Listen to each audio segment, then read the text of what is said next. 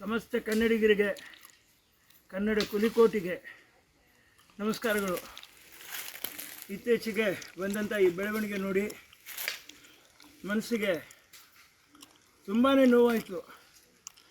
ನನ್ನ ತಾಯಿಯವರು ತಾನು ನಿಧನರಾಗೋಕ್ಕೆ 1.5 ತಿಂಗಳಿಗೆ ಮುಂಚೆ ಕೂಡ ಕಾವೇರಿ ಜಲವಿವಾದದಲ್ಲಿ ತನಗಾಗದಿದ್ದರೂ ಕೂಡ ಕೇಳಿಕೊಂಡು ಆ ಸ್ಮೃತಿನ ಇದನ್ನು ಇಟ್ಕೊಂಡು, ಆ ಹೋರಾಟದ ಭಾವನೆ ಇಟ್ಕೊಂಡು ಗಾಡಿನಲ್ಲೇ ಮೈಸೂರುವರೆಗೆ ಹೋಗ್ಬಿಟ್ಟು ಆ ಹೋರಾಟದಲ್ಲಿ ಭಾಗಿಯಾದರು.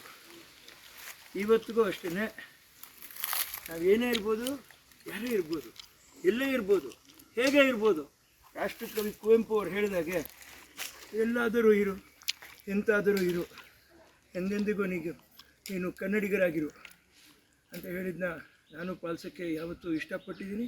ಅದು ನನ್ನ ಬಾಯಿಂದ ಯಾವತ್ತೂ ಜಾಸ್ತಿ ಹೇಳ್ಕೊಂಡವನಲ್ಲ ನಾನು. ಎಲ್ಲ ಅನೇಕ ಹಿರಿಯರು ಹೇಳಿದ್ದಾರೆ.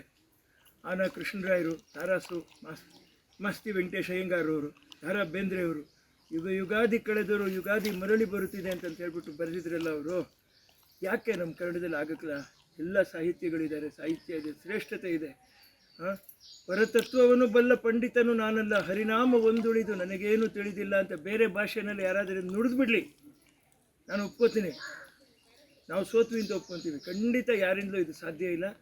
ಕುರಾ ಸೀತಾರಾಮ್ ಶಾಸ್ತ್ರಿಯವರು ಇಂಥ ಶ್ರೇಷ್ಠ ಸಾಹಿತಿಗಳಿರ್ತಕ್ಕಂಥ ಜಾಗದಲ್ಲಿ ಬಹುಶಃ ನನಗೆ ಕೂಡ ಮಹಾಪ್ರಾಣ ಅಲ್ಪ ಪ್ರಾಣದಲ್ಲಿ ತುಂಬಾ ನಾನು ಹಿಂದುಳಿದವನು, ನನಗದು ಗೊತ್ತಿಲ್ಲ. ಆದರೂ ಕೂಡ ಇಂಥ ಶ್ರೇಷ್ಠ ಸಾಹಿತಿಗಳು, ಕನ್ನಡದ ಹೋರಾಟಗಾರರು, ಎಲ್ಲಿಂದ ಹೇಳೋಕ್ಕೆ ಇಷ್ಟಪಡ್ತಾ ಇದ್ದೀನಿ, ಯಾರೇ ಇರಲಿ ಕನ್ನಡದ ಪರವಾಗಿ ಮಾತಾಡಿದಾಗ ವಾಟಾಳ್ ನಾಗರಾಜ್ ಅವರು, ನಿಜವಾಗ್ಲೂ ಹೇಳೋಕ್ಕೆ ಹೋದರೆ HILಂದ ಆಚಿ ರಂಗನಾಥ್ ಅವರು, ಜಿ ನಾರಾಯಣ್ ಕುಮಾರ್ ಅವರು, ಇಷ್ಟು ಜನರು